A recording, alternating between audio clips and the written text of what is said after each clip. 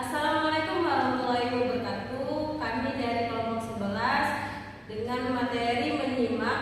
Di sini kami akan membahas hasil kerja kelompok kami. Pertama-tama sebelumnya kami memperkenalkan diri. Saya sebagai moderator bernama Fitria. Perkenalkan, nama saya Jessica Nabila. Saya Nabia. Saya Abdul Krisna. Sebelum memulai presentasi kami di hari ini, kami membukanya dengan tadarus dulu yang akan dibacakan oleh Nabia dan artinya dibacakan oleh Jessica Nabila.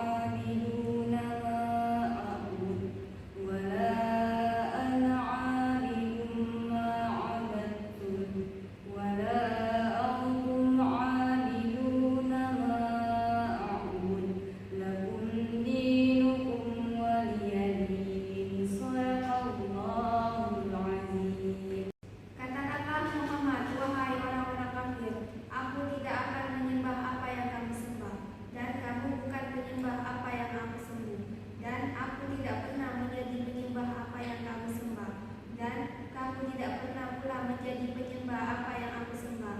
Untukmu agamamu dan untukku agamaku. Gubernur butuh aspirasi, masyarakat butuh solusi. Izinkan kami membuka presentasi, semoga dapat memberi esensi. Sebelum melanjutkan materi, izinkan kami menampilkan yel-yel.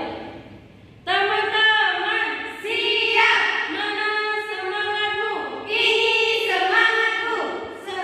Semangat. Kelas tadi. Siapa kita? Kami di sini kelompok 11 ingin menyampaikan sebuah materi. Semangat pagi untuk kita semua. Siap menyimak materi dari kami. Oh ya eo. Inilah kami kelompok 11. Oh ya eo. Kelompok 11 bisa. Oke, di sini saya sebagai pemateri pertama dengan materi tentang pengertian menyimak. Nah, menyimak adalah suatu proses kegiatan mendengarkan lambang-lambang lisan dengan penuh perhatian, pemahaman, apresiasi, serta interpretasi untuk memperoleh informasi, menangkap isi atau pesan serta memahami makna bahasa lisan. Menyimak juga bermakna mendengarkan dengan penuh perhatian serta apresiasi. Sedangkan menurut Kamus Besar Bahasa Indonesia atau KBBI, menyimak adalah mendengarkan atau memperhatikan baik-baik apa yang diucapkan atau dibaca seseorang. Seperti contohnya, guru menjelaskan dan siswa itu melihat, mendengarkan, itu yang disebut dengan menyimak. Baiklah, di sini saya sebagai materi kedua tentang tahapan menyimak. Tahapan menyimak ini terbagi menjadi 5. Yang pertama adalah tahap mendengar, tahap memahami,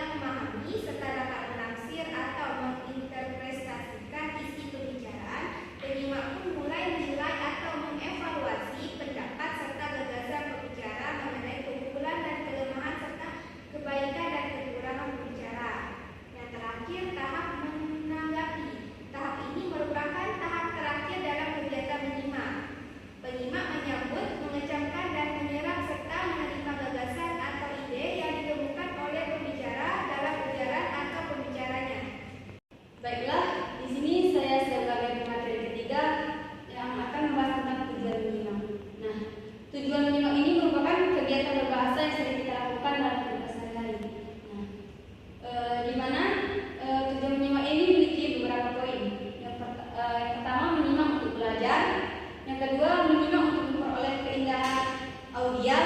Yang ketiga, menyimak untuk mengevaluasi. Yang keempat, menyimak untuk mengapresiasikan simakan.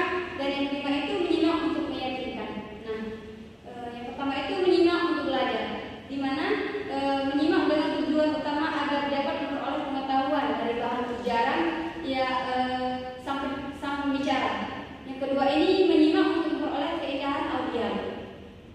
Menyimak dengan penekanan pada penikmatan terhadap suatu dari materi yang diujarkan atau yang diperdengarkan atau dipagelarkan, terutama dalam bidang seni. Nah, kemudian yang ketiga ini menyimak untuk mengevaluasi, di mana menyimak ini dengan maksud agar si penyimak dapat menilai apa yang disimak itu baik, buruk, indah, jelek, tetap ngawur, logis, tak logis, dan lain sebagainya. Kemudian yang keempat, menyimak untuk mengapresiasikan simakan. Menyimak dengan maksud ini agar si penyimak dapat menikmati serta menghargai apa yang disimaknya itu. Pembacaan cerita, pembacaan puisi, musik dan lagu, dialog, diskusi panel, dan perdebatan. Kemudian yang terakhir, menyimak untuk meyakinkan. Nah, menyimak ini untuk meyakinkan ini dirinya terhadap suatu masalah atau pendapat yang selama ini diragukan oleh si penyimak. Dengan perkataan lain, dia menyimak secara persuasif. Saya sebagai pemateri selanjutnya mengenai permasalahan dalam menyimak. Banyak permasalahan yang mungkin kita temui yang harus dihadapi dalam kegiatan menyimak. Yang pertama, memprasakai pembicara. Yakni terkadang secara sadar atau tidak, kita lebih memusatkan perhatian pada gaya atau cara berbicara. Contohnya, dari kita sendiri, misalkan ada teman yang presentasi, kita bukan memfokuskan pandangan kita tentang materi yang telah mereka sampaikan, melainkan dengan cara berbicara ataupun cara berpakaian mereka. Kok pakaian mereka aneh? Kok dia berpakaian model seperti itu? Yang kedua, berpura-pura menaruh perhatian. Terkadang ada orang yang berpura-pura menyimak dengan serius dengan cara menatap pembicara dengan tatapan kedua mata tanpa ada kedudukan sama sekali. Tapi sebenarnya perhatian tersebut bukan tertuju pada pembicara, namun pikirannya melayang ke lain. Contohnya kita setiap dosen menjelaskan materi, mungkin raga kita ada di kelas, tapi pikiran kita ada di warung sebelah, ada di warung bakso. Yang pasti pikiran kita itu bukan tertuju pada materi yang telah dijelaskan. Yang ketiga, yakni kebingungan.